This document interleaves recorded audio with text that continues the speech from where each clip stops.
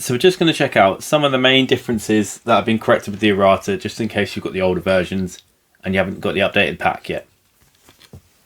So firstly, one obvious difference is the turn sequence card. That's now the phases of play card. As you can see, the one big major change is that they've actually changed the turn order around.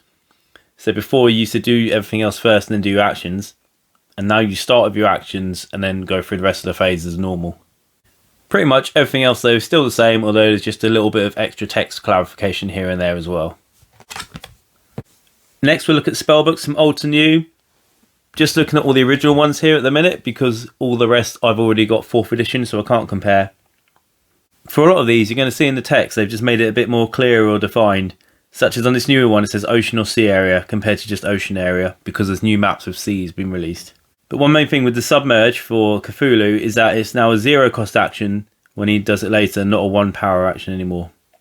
And Cthulhu's Dreams action now only costs 2 rather than 3, and they've also just labelled it as enemy acolyte and not acolyte cultist, as you can find some other acolyte types on expansion factions. Then for Yellow Sign we've got Passion, which was a bit too powerful, so now it's just 1 power total gained when people are killed, not per cultist as it could have been done.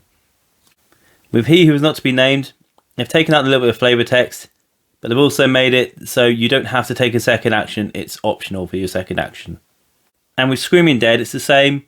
After this you get a second action, it's optional, you don't have to do it. For Black Goat we've got the Groff spellbook, where the update here is now if they fail the roll, they actually get to put an acolyte from any faction's pool on the map. And then the Red Sign spellbook has been updated because the Dark Young now also add to Shognivorous Combat. And 3 of the 4 paper maps are replaced for boards, which is quite nice, which means Crawling Chaos must have been perfect to start with. One of the main changes you'll see is that obviously because we now start with the actions and then do the rest, part of the setup is you now gain 8 power as your acolytes in your gate rather than just the acolytes in gate you used to gain. And also you noticed for all your types of units it also tells you which spellbooks reference to the units, so you know what spellbooks benefit them compared to when it's just blank. So for Great Cthulhu, the main change here, if you go, is just when he earns his first spellbook, he also receives 1 Elder Sign. With Yellow Sign, I can't find any major differences, apart from a bit of clarification that might have been needed, possibly. Originally, this spellbook said Awaken Hasta also receive 1 Elder Sign, whereas now it's just Awaken Hasta and receive 1 Elder Sign. So I think people may have used to take that as they need to have received 1 as well as awakened him to get the spellbook, which isn't the case. And the other one is, instead of saying place a desecration token, it's successfully desecrate an area, if that makes a difference. As well as changing the ability from ongoing to just gather power phase, even though it says gather power phase. I don't know, maybe it's just something that references ongoing only.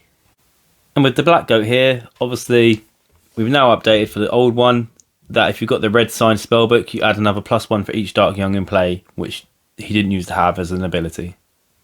And that's generally the main way they've changed all the factions since they originally started making the game.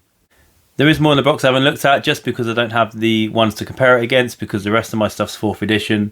But there's several places online where you can find all the details of exactly what's been errated. And possibly I might have them scroll through the end while I've got the video links up, who knows.